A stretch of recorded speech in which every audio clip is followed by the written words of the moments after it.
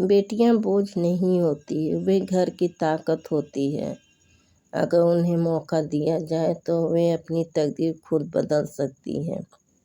गरीब बाप की बेटी बनी अफसर, बेटी ने बदल दी अपनी तकदीर।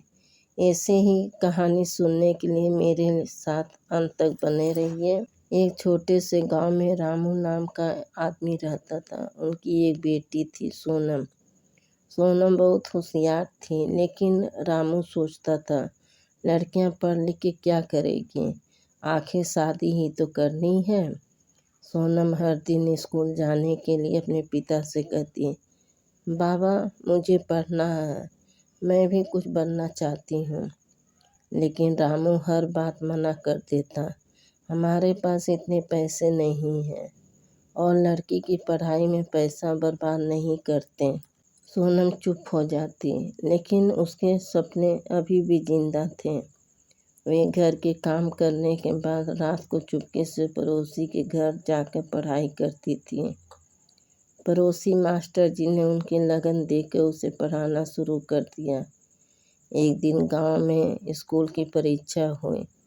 सोनम ने बिना स्कूल जाए खुद पढ़ के परीक्षा दी और जब रिजल्ट आया, सोनम पूरे गांव में पहली आई। जब ये बात रामू को पता चली तो वे हैरान रह गए। उसने पहली बार अपनी बेटी की आंखों में चमक देखी, जो उसने कभी नहीं देखी थी। धीरे धीरे रामू का दिल बदलने लगा। उसने सोनम को आगे बढ़ने की इजाज़त दे दी। सोनम ने दिन रात मेहनत की। कभी बिजली नहीं होती थी तो दिया की रोशनी से पढ़ती थी। सालों बाद सोनम ने बड़ी परीक्षा पास कर ली और एक अफसर बन गई। अब पूरे गांव उस पर नाच करते थे।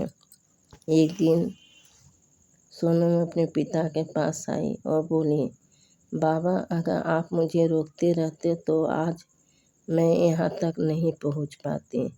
रामू की आंखों में आंसू आ गए। वे बोले, मुझे माफ़ कर दे बेटी, मैंने तुम्हें समझने में बहुत देर कर दी।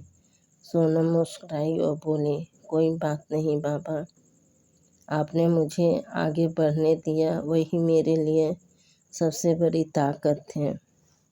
ये कहानी आपको कैसी लगी?